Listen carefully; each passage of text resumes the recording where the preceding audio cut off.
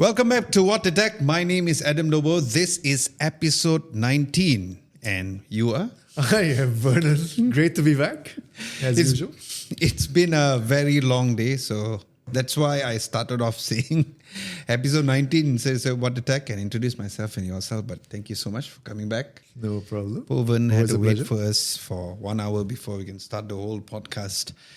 Going straight into the news, we do have a very interesting tease, Vernon. Samsung Ultra Great teasing us? Foldable. So Samsung is teasing us, but there's a video which they did. So that's quite interesting. Google is being replaced by Perplexity. Hopefully I can keep on saying that properly. Nothing Phone 3 has been officially announced on the 2nd of July with a very interesting change which they've done. More WWDC rumors, not huge or major news, especially from a hardware perspective, is kind of quiet down. But from a software perspective, there are some slither of news here and there. So we are going to be talking about that because WWDC is next week. And of course, we do have our community segment question to ask about whether you prefer taking photos or videos on a phone that gives you more control or can handle everything with AI. An interesting question posed by our teammate Syed as well. So we're going to be talking about that. In terms of video releases, as is a little technical for this time around. We'll be talking about that and also what is coming up next week when it comes to our releases as well. Okay, Vernon, let's start off with Samsung's tease of the week, which is the Ultra Great Foldable. What are your thoughts about that? I think from the teaser, I was a little underwhelmed because it doesn't look any different, and the screen ratio looks the same. It's a single fold. It's not a double fold. Doesn't seem like there's anything new with the Ultra. Apparently, it's going to be called what? Z Fold 7 Ultra. Supposedly. They're probably going to just change the name, but you're right about how it's not a wow factor. It's their 7th generation. Hopefully, it comes with the most important thing they need to do, especially by now with the Oppo releasing their Oppo Find N foldable, Competitions so thin, have very good software caught up, optimization. Because last time the biggest argument was that Samsung always did well when it comes to software optimization. True. But when Oppo released the Oppo Find N5, the software experience was great, especially with their integration together with the Mac, right? Yeah. Like being able to control your Mac with the Oppo Find N foldable and stuff. So I was hoping that it was going to be the G. Remember the one where it folds into G? We talked about it here. But that was like the tri-fold. Right? Yeah. But if you ask me if that was the Ultra foldable is fine, hopefully Samsung is teasing us. Maybe. Meaning they show that regular foldable, but maybe the Ultra is going to be the G fold or the tri-fold. I do hope so, because honestly, from the teaser, it's very underwhelming. And what does Ultra actually really mean? I mean, they put it in the Galaxy S series and the Ultra, which represents the best of the best of the best, right? Yeah. That Samsung can offer. Is this the best foldable from Samsung? Yeah, probably. But is it good enough in terms of competition with what the competition has put out, lately? And the competition is really good, I have to say. I mean, they've been talking about a more powerful camera, more AI tools, which is a whole hum for me. But then again, when you look at it, the rumors have said it's going to feature a 200 megapixel camera, but it's not going to have the space zoom. It's only going to be limited to a 3x optical zoom, maybe, which isn't very ultra in my books. And maybe they're kind of diluting the Ultra brand in a sense. It's interesting how we are having this conversation about how we have reached peak foldable because... Have we reached peak foldable? Yeah, maybe in a sense, yeah. Previously, we were always talking about reaching peak smartphone, and then here's the foldable. And after 6 or 7 generations from Samsung, it seemed like, or would you think that if we have already reached a peak foldable status? Yeah, I think fundamentally it hasn't changed so much. The iterations have improved. I mean, less visible crease, thinner and lighter form factors, but ultimately it's not that big a change, to be honest. Yeah, I think what Samsung needs to do, like this time there's no excuse, because if Huawei can make a 18-inch screen Into a without 13. laptop, Chassis. and the crease was so minimal when we saw it in China, I think at this point in time they really need to move forward by having a very good foldable without a crease, or as minimal as possible, if not better than the Oppo Find N, probably the closest to it. And also light and thin. I am not all about the thin. True. I mean, I'm not all Same. about having a device being thin. For Yeah, me, as same. long as it's nice and robust, is fine. Because IP rating is so important for all of us, especially for foldable. I think, as usual, Samsung is going to be better or a king when it comes to software and trying to get things aligned better with their AI usage, probably with Google or even their very own Galaxy AI features into the foldable a little more. Which if you ask me, last year they already integrated a lot, like the Translate, having it with a flip and the fold. Speaking of that, what's interesting is that a teaser has been catered a little more on the foldable, but does this mean that the flip is not going to change? What are your thoughts about that? No, I think the feed is probably going to stay the same, pretty much fundamentally. You don't think that they're going to make it like an all-screen, something like what they did with the Razer? I wish they did, but maybe. Who knows? There's nothing, on online about the flip. And So it's speaking- strangely very quiet. Yeah. Maybe we'll see in a couple of days. I don't Speaking know. of the flip, when I was in China, I also got my hands on with the Pura X. I've got my I like the thoughts Pura about X, that. by the way. I like it too. I like but the when ratio. But when I went and saw it when I saw it hands-on, it still looked like a flip. Like, I know the ratio is different, but on a first glance, it still looked like a flip. It didn't give me like, oh, it's so much of a difference. Okay. So, Is that a problem for you, a flip clamshell? I mean, it's form not a factor? problem for me. I like it. I like the idea of using it at a video cam mode, and I like the fact that there's more screen being used by Huawei or even the Xiaomi's Mix Flip. But the question, like I said, is that would Samsung not bother to upgrade on the flip and just concentrate on the fold? I mean, it's 7th generation already. You kind of expect something a little bit bigger or more substantial, right? There's another point that I wanted to bring up was battery life. And apparently the Ultra, the Z Fold 7 Ultra, is going to have the same battery, which is of 4,400 milliampere hour.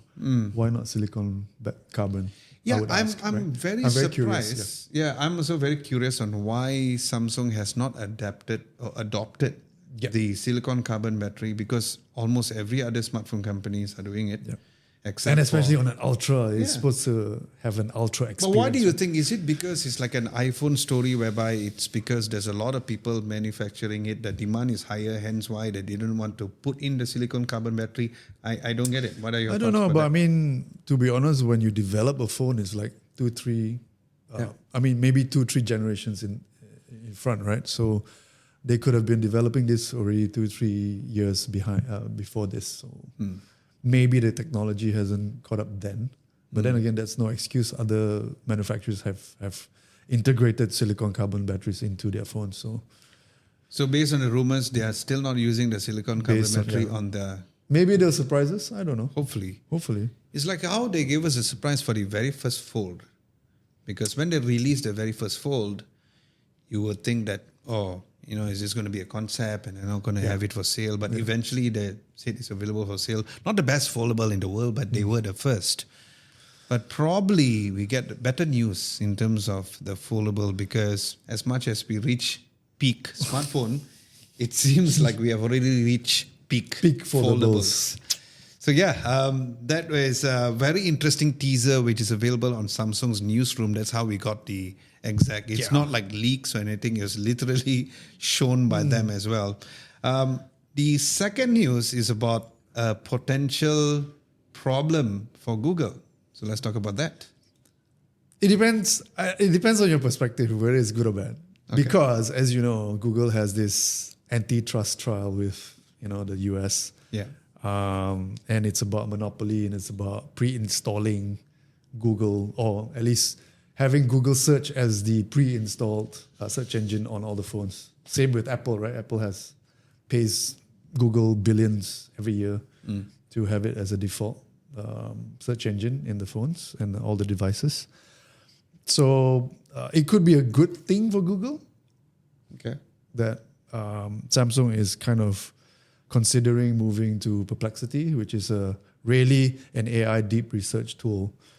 I kind of categorize Google Search and Gemini in another bucket compared to Perplexity. Perplexity is more deep research, not something that you use probably daily. But yeah, so it's very interesting that they're mulling this, at least it's the rumors, if we were to believe the rumors, right? That Samsung is going towards adopting Perplexity. And they're doing it in 3 ways. Number one, they're going to introduce a separate app, meaning Perplexity is going to be another app aside from Gemini on Samsung devices. Number 2 is going to be integrated with Bixby. As you know, there's very little talk of Bixby nowadays, the personal assistant, right? And then it's going to be integrated into Samsung's web browser, internal web browser on all the devices. I feel it's an advantage for Perplexity because in terms of users, it's lacking behind ChatGPT, it's lacking behind Meta AI.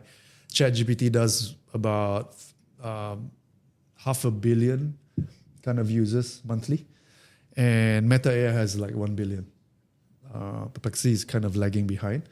So what's happening is that Samsung is apparently investing into Perplexity. And by actually having a hardware partner like Samsung, Perplexity has the potential to reach more devices, 1 billion Samsung devices out there. So it's good for Perplexity to get that mass appeal. And Samsung is actually a key investor in Perplexity, apparently 500 million USD for a valuation of 14 billion at the moment. So interesting times for, I think, users. For me, I use Perplexity for deep research. You do? I do. Yeah. So if I need to really find out about a topic, Perplexity is really good because it cites all the sources and all that stuff and gives it context for you. And Gemini obviously is also another tool that I use. So I think having both on a device isn't really a problem. So, because the reason why I'm surprised that you use Perplexity is because I've never used Perplexity at all, like never, because I'm like, there's another software I have to use. And I'm sure that a lot of people can relate whether or not they're tech fans or not, because you don't want to install another app and to get that. Yeah. Yes, I understand that their research is deeper. And of course, we are tech guys, we actually understand. But I'm sure that if you ask a non-tech guy or a non-tech woman, you say, hey, have you heard of Perplexity? I was like, is that another AI? And since, they've already, or most people have already adapted ChatGPT into their homes and their ecosystems. Or Gemini. And Gemini. Yeah. It's like, I have to come up with another thing. That's question number one. The second one is that, I don't know about you guys, I don't know about you, even when I need to search for something, I will open Chrome. Okay. And use Google Search. And here's how I search, yeah? I'll open the Chrome app and then I'll go up at the place where you put a link and I will type something there. Yeah. Which is how, whether or not it's using the default search engine of Perplexity, for me, I don't know about you guys, so let us know in the comment section below. I will still default to using Chrome. Like, Lihood uses Opera, which is a way better browser than Google Chrome. But because of how they have my data there, which I don't care, I still use Chrome for situations like that because they know that I've searched for things like that. So even though the default may not be Google anymore, I still search by opening the Chrome browser. How do you search? So here's interesting data, right? So they found out that people actually... most people don't actually change the default browser or search engine in their browser. So like you're just going to Chrome or whatever browser that you have and searching in the search bar, and then the results come out. It could be Bing, it could be Google. So even if you introduce Perplexity within the browser, people will likely not change it. So they don't really care, Or for people won't even know. It's They won't know. Perplexity. Yeah, they won't know. They won't bother to change. Yeah. So most that they found based on data and research, that nobody. So changes. it's more like, I think what Perplexity is doing is that they just want people to use their service for the sake of having numbers of people using it. It's not so much of awareness, I feel. Is that what do you think as well? Yeah, it's awareness. It's about mass adoption, which Perplexity doesn't have right now, losing out to ChatGPT and also. But would a regular user know that they are using Perplexity? That's my question. They wouldn't if the default was Perplexity in a browser. Right? Yeah, but I mean maybe results will be different because I feel that in terms of search, Google still has the advantage, and different LLMs have different advantages and pros and cons. Like Perplexity is great for deep research. If you use Claude, it'll be great for code. Yeah. Right. ChatGPT in general is pretty good for what it does. Gemini also has advantages in different areas. So it highly depends on what you want to do with these LLMs. So currently, Motorola has a deal with them at this point in time. So which means that so on the Razrs, they're using Perplexity. But I'm also a little curious because as of late, especially this year and last year, the integration and the relationship between Google and Samsung have been so strong. Like the XR, the Project Mohan has been created, co-developed together with Samsung. And I don't know whether you noticed this, is that during the Google I.O., some of the demonstration they using Samsung phones. So I'm like, what's happening here? So now by their going to Perplexity, are they trying to like play a hardball with Google and say, hey, by the way, we can do this also? I mean, they could. I mean, as a hardware manufacturer, you have that choice, right? Yeah. I feel maybe choice is good. Choice is good. Yeah. Well, I don't see it happening so soon in terms of, and I don't think they're going to completely kick out Gemini as a default AI assistant. I don't think that's going to happen in the short term. Yeah, because Gemini is still very powerful. Yeah, Gemini you and I, we use it, and a lot of people. And it's so integrated with Google Assistant, right? So I don't. Especially if you're in the Google's ecosystem, like your Gmail and your calendar, in the vision, everything is so much better. Yeah. I feel if they were to really make this move, from a Google's perspective, they might freak out because there's a lot of money being involved. But I personally think that Samsung should just stick with Google because that is widely recognized.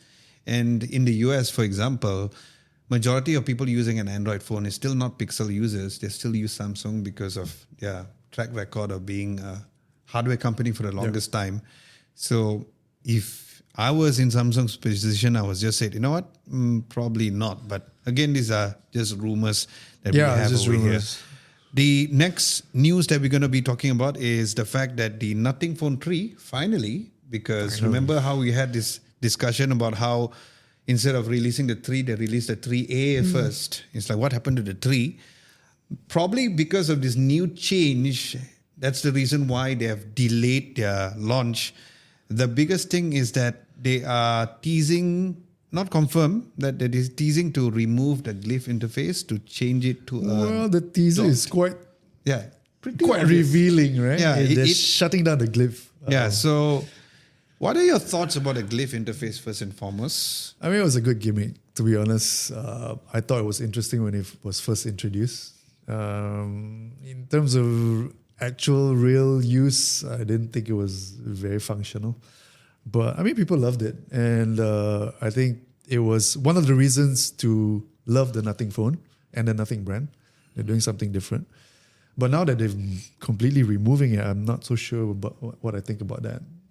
Because, and they're introducing this dot matrix type of glyph lighting system. So I don't know. The dot matrix is definitely better in terms of usability. The glyph interface, because it's customizable in a way where you can. It's almost like the ROG phones from Asus. Correct. But if you ask me, if the glyph interface is represented nothing. It represented nothing. But you're right, because when it was first introduced, I was excited. You know, Lihood did a cool intro with that, and that's it. He's like, after that, I said, okay, are you looking at the back of the phone? No. And I had this huge argument in my video review about who uses the phone and put it face down. So people like MKBHD apparently does that, but I don't. I still put my phone face up. Same. If I want to As you can mute, if I want to mute the notification, I'll just mute it. But I have control.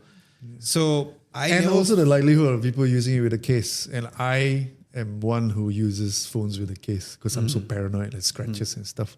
So I'll never see the glyph if I had a nothing phone. But if you say that for users who uses a case, so you won't even see the new dot matrix. Then. No, I won't. I mean, I can have a clear case, right? But you could have the clear case before this. Why did you have it then? Now you have because I'm a gone case. Okay, let's discuss about how the new dot matrix, or what are your thoughts or your ideas about how this can be more helpful? What kind of information do you want to see at the back there? I don't want to see anything. Other than this is Vernon's phone, or I mean, notifications, yes. Okay. Customizability. People like to personalize their phones. It makes it more fun. They probably introduce some kind of simple games behind it. Possible. It's possible, right? Again, same games. like the ROG phone. It was cool to have it at the back, but eventually, bit of animation and stuff to make it fun. But that's about it. It's really gimmicky, to be honest, for me. But some people like it. To be honest, my love for Nothing Phone is the OS. I agree. And I think the OS is totally really agree. nice. It's really slick as an Android. I just environment. hope they keep making their software nice and clean. Software is really very good. nice. Yeah. It's like sure. one of our favorite softwares whenever we review. Whether or not you want something very clean or you want something which is a bit more, I feel like the way that Nothing OS did their operating system is that it is in the middle. If you want to be all, you want to be a bit more fancy, you can. If you want to be just plain monochrome, you can. Yeah. And it's clean. Yeah. It doesn't feel like, oh, what is this? What is this coming out? Yeah. One interesting factor is that... And no bloatware. Yeah, so bloatware is one thing. Because I remember I had this interesting conversation with this auntie when I went to collect Auntie my using medication. Nothing phone, She was not using a Nothing phone, but Yet. she told me, "Hi Adam, how can I remove these ads?" So she was using a Samsung phone. Oh, okay. And I was like, what I'm do you mean by the surprised. ads? Not So me. here's the thing. I think people's awareness of the ads are also not very clear. I said, sorry, auntie, I don't understand what you mean. So she said, then I said, okay, if I'm not mistaken, Samsung does not have like ads popping up, like different Not stuff. popping up, but I think through the feed. Yeah, they do have. Then I asked her, when did you get the ads? Oh, whenever I open TikTok. So the issue here was TikTok. So that's why I think people's awareness of the ads popping up when they use the phone is also a bit less. So here's where we need for y'all to tell your aunties and uncles and grandmummy and mommy Education and is daddy. important. Yeah, because sometimes the ads is not from the phone itself. Sometimes it's from there. But I think Nothing's OS, going back to that, the OS has been very clean.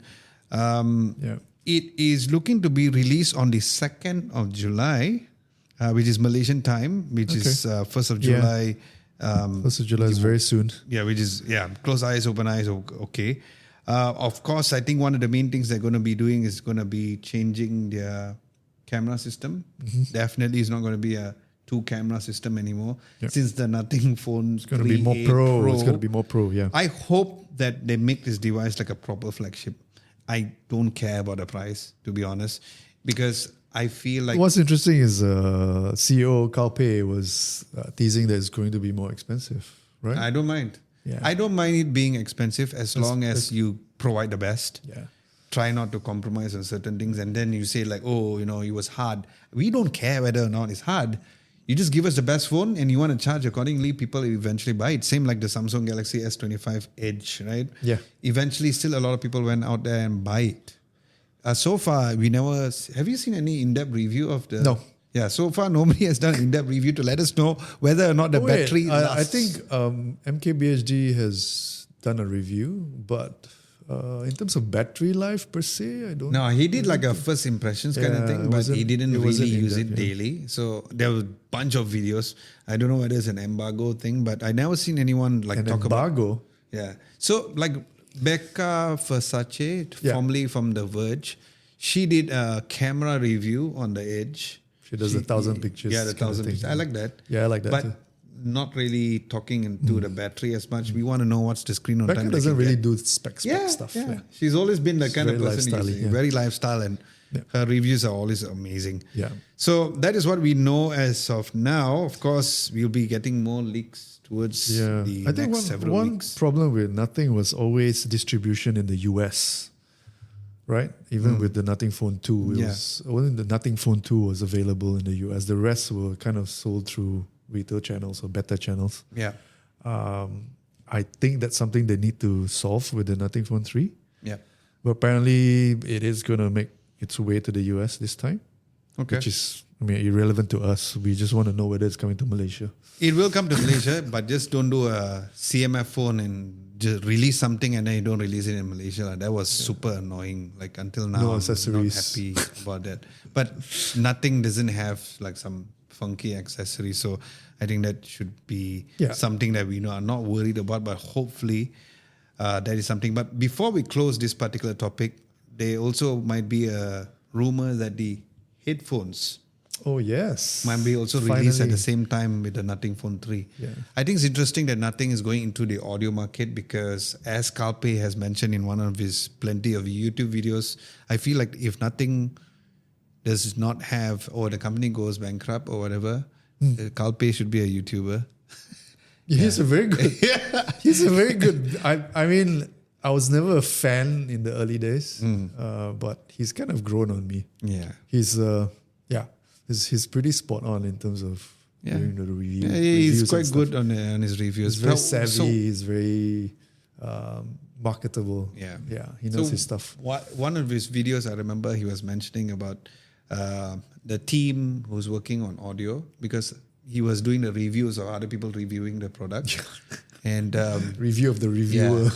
So when Arun Maini, Mr. Who's the Boss, said that the audio was very good, like 9 out of 10, and he was very happy about it, saying about how the audio team is very good because it comes They started with audio, right? with audio anyway. So that is something whereby we are eager to see, and I think they'll do a way better job than Dyson did with their headphones. Remember that? Haven't tried that, so I don't know. Yeah. Oh, it's horrible. Really? I checked out. I went to the US, and I remember they had it on display in San Francisco itself.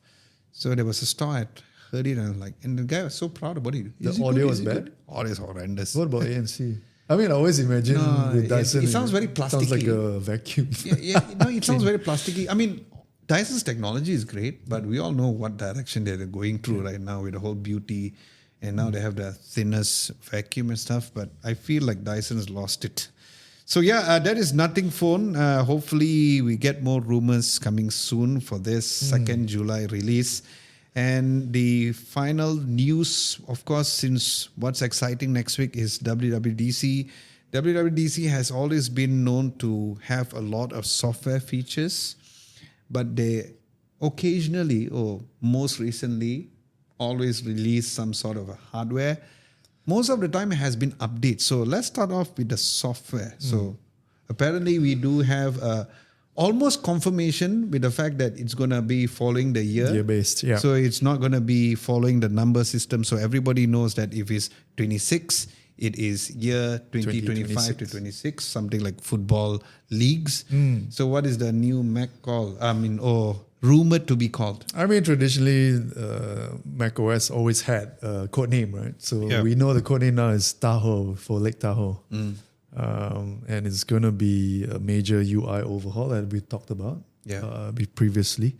I just want to say that it kind of reminds me of Aqua.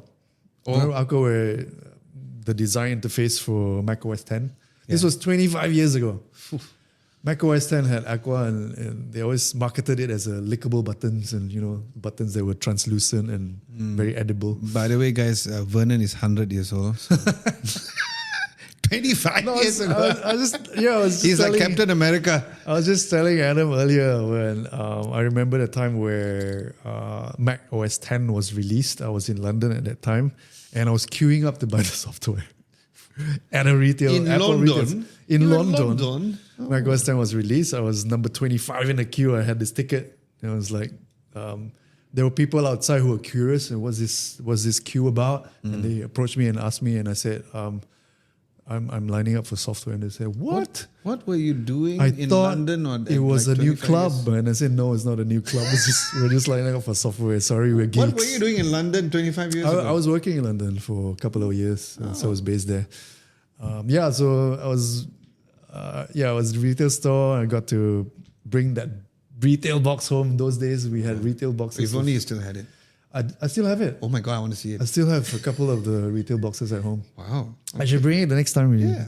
I'll just put it here as a display. Yeah, so, I mean, for those of you who have been following the channel, and you all know that I'm a huge Mac fan, especially Mac OS, always used it, not 25 years ago, but 20 years.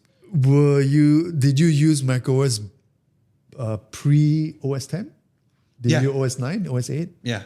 Yeah, it is. It's a very big But I change. didn't line up and all because I couldn't go to London. But yeah, that's actually quite interesting. Fantastic fact. But yeah, I mean, nowadays you don't buy physical DVDs or CDs. But it's nice, with the whole cover and all. I remember how the cover looked. It was a huge box, a small CD Apple there. sticker, stuff like that. So that would be for the Mac. As for iOS, there is a rumor going on about how they're going to be having a charging time, something which Android already had. So of course the Android fanboys are going to be making noise about it. I mean, it's practical, it's useful, but it's not like a major feature for anyone. Agreed, but I feel it's useful, especially if you're dailying an iPhone, because at least you know. But with the current charging optimization, whether or not it's needed, that's a whole separate thing, because you know before you're waking up, you know that it's already charged and optimized accordingly. I think this would be more useful if the fast charging has been improved. So you'll kind of know, because if the fast charging is going to remain the same, then probably maybe it's good to have it there. But if they're going to improve the fast charging, then it'd be great. So at least you know that, okay, I have another 1 hour left. It's a good thing to have. As a visual indicator, it's a lot like you mentioned the Android phones, where if you plug in, let's say, fast charging, it'll tell you that it's charging at a particular rate. And like my Motorola phones will tell me if it's turbo power or not. Yeah, it means it's on fast charging mode. Yeah, it's useful. Yeah, Xiaomi and Vivo does that too. Yeah. I mean, like he'll tell and you whether get a nice animation that animation. looks like it's charging. I think the amount of watts or so is important, because I just recently bought this charging station thing, because it's 6.6. So yeah, 6.6 go and buy on Shopee. You fell for it. So no, I always wanted to buy those chargers for our devices here when I tell Said or Leo to help to charge a phone, because I want those smart ones where you can see a screen and it will intelligently charge it according to what the device can handle, and it doesn't like steal the wattage from each other. So I bought that from Anker, because Anker has always been great when it comes to that. So it's nice to have the screen to tell you how many watts is going in and out, to know whether or not your cable has any issues and all. Because instead of a cable having the screen, at least you can see that, okay, is this charging properly? And sometimes, like certain devices, like for example, if I want to charge my Whoop battery, I know that I try not to use the high wattage USB-C to do it. Right. And one of the things that we are doing moving forward is to have a separate drawer for USB-C data cable and USB-C with PD charging cable, because that's one of the biggest differentiating factor to charge your devices properly. So by having this screen, and for this case, for the iPhone, I think it's actually very important for us to know whether or not is it being charged at the optimized charging speed, or are you using the right cable as well? I would agree. I think the right cable is the thing, because no single cable is made the same. Yeah. And a lot of people don't know the differences between different cables. Yeah. Different quality as well. So besides having the estimated charging, hopefully they also have the wattage over there. At least people can kind of know. Besides the whole animation thing. Yeah. I mean, it's plenty to see when that happens on June 9th. There's not too much to talk about in terms of actual features and stuff we don't know. We don't even really know what it looks like. Although the teasers do tell a little bit. It's translucent and Yeah. very glass-like, the UI. But yeah, interesting to know. The last week we didn't talk about WhatsApp being on iPad. It's so good, especially for you. I'm sure you're Yeah, I'm started using it right now. iPad I've been a lot. waiting for years. What, 10 years? So another thing which a lot of people have been ridiculous. waiting. So this is also another rumor is that Meta might be finally releasing Instagram for Instagram. iPad. Woohoo! It's Does about that 10 years excite too you? late. No, it doesn't excite. Is it because you don't use? No, you use Instagram a I do lot. Instagram a lot, but I think it's mostly on the phone. Yeah, Yeah. especially with the aspect ratio. I feel it's also because you don't take photos and videos on the iPad or a tablet Yeah. because it's just too big. It doesn't make sense. Yeah, And it's mostly on the phone. and WhatsApp it's like a messaging app, so it's different. Compared Yeah, to I'm just trying to something think like of a use case, but maybe because phones and tablets are kind of interconnected and stuff, you could share the workflow, capture stuff on your phone, and then move to a bigger screen to do edits if you need to. Yeah, It's a bit like a CapCut thing, yeah, right? You got a bigger screen to play around with and edit yeah. within the workflow. It makes sense. And I remember, if you remember Windows Phone, Leo's we- laughing. we could kind of edit stuff and access Instagram via a tablet. Those were the days, 10 years ago or more. So yeah, it's taken a long time. I don't know why it's taken a long time, but I guess it's because you need to allocate resources for development for a particular platform. As you know, there's so many devices, right? And whether or not it makes sense to allocate that resources for that particular platform. So, Do you use Instagram on your Mac or on a desktop then? No, Why? it's not optimized. Okay. It doesn't make sense. So that's even my- Facebook looks crap on a tablet or on a desktop, right? Yeah, so instead of It's them not coming very up with properly- an app for an iPad, I feel it's more useful if they can come up with a proper optimized web version of Instagram on Maybe, desktop. yeah, maybe. So that whenever we do our reels and all, we don't have to send it to our phone and then post it up. So That's right. I think maybe because we are creators, but everybody is a creator now, right? Everybody's Correct. an Everybody's a influencer. creator. Everybody's So- creative. So I use the iPad, but not for creative work. I use it for my scripting and stuff, but I don't edit on the iPad. Yeah. I still edit on I my used Mac. to. I I used know to you do do. I that, know yeah. you used to. So for me, it's like, okay, bring in the iPad. Okay, fine. It's like the calculator app, right? How long Calculator, yeah. So that software, Vernon, hardware-wise, since we last discussed this, there's no. Oh, there's one thing about additional- software. Oh, yes, Well, please. I mean, we talked about games the last, Yeah. and why it's kind of been ignored. But apparently, there's going to be a games app Ooh. Oh, on iOS, macOS. So it's a dedicated games app. but isn't that Apple Arcade? No, it's different. Okay. It's different. So they Yeah. plan to do like. I mean, there's a games separate- mode now, right, on iPhone, a couple of generations behind. But yeah, it'll be good to see what this games mode is about. Games app is about. Very interesting. Yeah. So hardware-wise, as I mentioned, last week we had a bit more more solid rumors about this, but this time around there's nothing much. But just as a recap, the rumors suggest, speaking of games, there might be an Apple games console. I highly doubt it. I doubt it. So at this point in time, Doesn't- we are kind of going through all the rumors and go like highly doubt it or yes Highly or doubt no. it, yeah. Mac Pro with M4 Ultra chip, yes or no? Likely, Okay, maybe not available, but announced. that means available end of the year. Oh, next Probably. year. I don't know. Yeah. They've done it before. Studio display mini LED panel, yes or no? 50-50. I'm 50-50 on that. And of course, this is with the higher refresh rate. I feel that if they announce the Mac Pro, the display would come out as well. together. Not independently. Okay, how about my favorite ever, the HomeKit smart home display? Come on, I need that. I like that to come out. Yeah. It'll be With, new. with maybe new HomePod speakers or whatever. Yeah. I don't know. Because but we- maybe not. We had this Highly conversation about how Amazon Echo Alexa has quieted down a lot. unlikely. Yeah, a lot.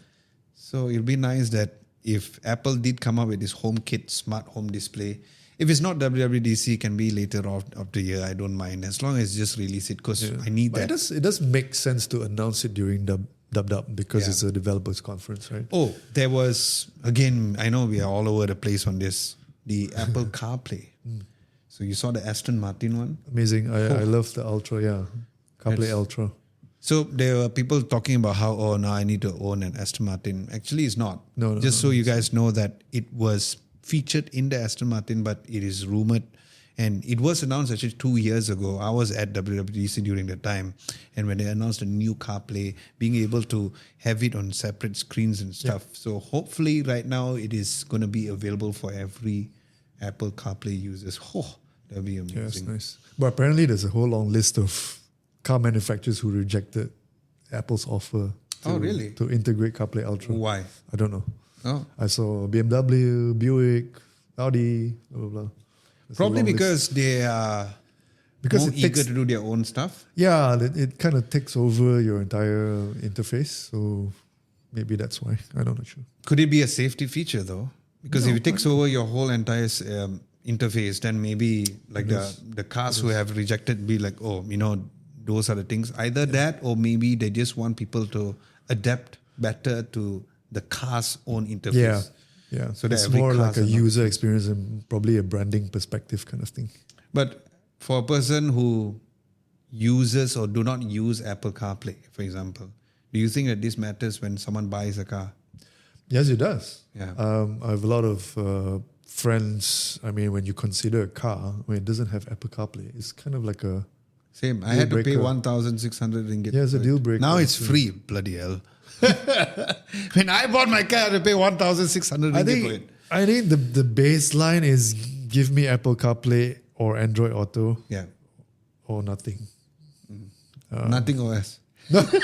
You never know, right? Right? Nothing Or OS. for Harmony car. OS on the car. Ooh, Harmony OS on the car is still the best. Went to China, also it is the best. Like I imagine. mean, in how- those days there was BBX or BlackBerry, Yeah. right? BlackBerry OS that's true. on the cars. That's But, very true. yeah, So that Apple is the wrap up for the WWDC rumors. Of course, as usual, I'll be creating short form, quick content, staying up late to give you the best news when it comes to WWDC and all the announcement as well. For the community segment, the question is, would you prefer taking pictures or videos with a smartphone that gives you more control or ones that handles everything with AI? So that was the question. We had the highest votes for mostly AI, but few manual options. That was the highest vote. Least being full manual because I don't trust AI for creative work. Wow. And the Spoken like other a true option- photographer. Yeah, and there are other options like full AI automation, just point and shoot.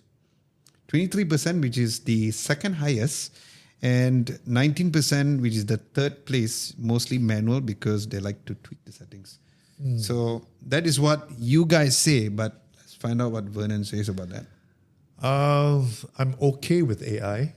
So minimal AI is good with some manual control. Okay. I think that was what? That I was think the it highest. I think it was the second one. Was it? Yeah, it is the highest, but second option. Yeah. Yeah, I think for me that would be the case. I don't mind AI too much because sometimes the slight tweaks actually help a lot with enhancing the photo. But I don't like it when it's overboard because even sometimes on the iPhone it overdoes it. Like it pushes colors too much or too much contrast. Yeah. Or changes the white balance, for instance, where I don't want it to change. But yeah, full manual is not so practical on a daily basis. Yeah, I know. Unless you're really doing some, you're shooting RAW or something Yeah. for a particular project. Yep. Maybe yes, but under normal circumstances, just point and shoot, a little bit of AI enhancement, especially maybe low light mode. Yeah. I think that helps a lot. Yeah, especially low light. Yeah. For me, I have two different opinions based on pictures and videos. For pictures, I would go with the second option, which is mostly AI with few manual options. But I'm okay for it to be full AI as well. I like the idea of point and shoot. That's one of the reasons why people buy an iPhone, because I just take a picture and I'm sorted, right? I like how the sky slows. And it's very good nowadays. The baseline is so high, right? The quality is and so I good. think these days, the full AI automation does not make it as fake as how it was. Yeah. very clear example, Samsung. Samsung used to be the smartphone company whereby you take pictures that's going to be too saturated. The sky is so blue. They've really dialed on so much, right? So, more natural colours. although I love blue skies, but from a picture perspective, I don't mind the full AI automation. Just take a picture. You can even, hopefully, you can correct my perspective. Sometimes, like you don't have a proper perspective and all. Yeah. But from a video point of view, Manual. I want manual all the way. Okay. Yeah, because I guess I'm in the creative work, but I still prefer the idea of Element of adjusting. Flickr kills me. I hate Flickr. That's one of the things which I told Mo earlier when he was shooting the LG event that we had earlier. I said, bro, please take care of Flickr because we'll never realize it until we post and say, oh my God, there's a Flickr. So I like the idea of video being in control, and white balance also kills me. I cannot take suddenly out of nowhere it Auto changes. white balance, Auto white balance is like a big no-no for me. I think for creators, that would Yeah. be the basic thing, right? The white balance. But it's also, a lot of people do not realize that is one of the biggest issues, white balance, because like I say, everybody's being a creator. And when you do not nail your white balance and you wonder why is my picture quality look ugly, because I had like cousins coming up to me and showing me, hey, why my picture not good? Then you know what I did? I just tweaked the white color balance. I said, here you go. I said, wow, what you did? But all I did was just to tweak the white balance. So I feel white balance is so important, whether or not it's pictures or even video. Yeah, and on that point, the white balance can differ from lens to lens, and especially if you're switching, right? Ultra wide to, let's say, a main lens. I'm glad you brought that up. If the color science isn't done properly, like the iPhone is really good at it. Yeah. But some Android phones that you look and you switch, Exactly. lenses. Yes. Everything just goes whack. I'm glad you said that, because for every review, and I'm sure Lihut can attest to this, is that I always talk about the color shift. Yeah. When switching between the ultra wide lenses to the main lenses, I always talk about that, because phones like the Poco F7 Ultra, which has all the ultra features, but they struggle on that before the latest update. And then after the update, they tweaked that because they knew that there was an issue because like you're like what you said, Samsung and iPhone does not have that issue. It's also the quality of the hardware, right? So you get an 8 meg chip lens Suddenly compared 50, to 50 megapixel main. It's just not. Yeah. It's not going to work. I think that would be that. But yeah, as usual, we truly appreciate all of your feedback on that. And of Very course, if you interesting have feedback. any other questions or if you feel like any specific topics that you want to talk about on a general perspective, just leave a comment down below. If you guys are hearing this, you can also put it at our comments over here on YouTube as well, especially on this particular video. So it's easier for us to check it out as well. So that would wrap up in terms of the community segment as well. As mentioned earlier, the next week news will be based on WWDC. So it's going to be lots to talk about. For the videos that we're going to be releasing, most probably we are going to be releasing a video why we went to China besides the MateBook Fold. We also checked out this very interesting switch, which is the Cloud Engine 88654C, a very interesting switch. Very mouthful. Which is, I know it's quite hard for me to record that. It is the switch which is in charge in every single payment that we make on our phones. Because it goes through, it's like a very important switch, which is a data center switch. We did our final touch-up of the shoot for our Samsung Galaxy Ring. Instead of me just reviewing the Ring, we are also planning to compare with a very good fitness tracker, which is the Whoop Band. Finally, we have managed to shoot and script the Poco F6 Pro versus the Poco F7 Pro review that is coming up hopefully next week as well. So that is what we have. But of course, we have tons of short form content. So in case you guys are not following us on Instagram or even checking out our YouTube Shorts videos, which you should, because we'll be also creating short form videos from our podcast over here for you guys to check it out as well. So that wraps up our What to Tech episode 19. My name is Adam Lobo. And I'm Vernon. See you in the next one.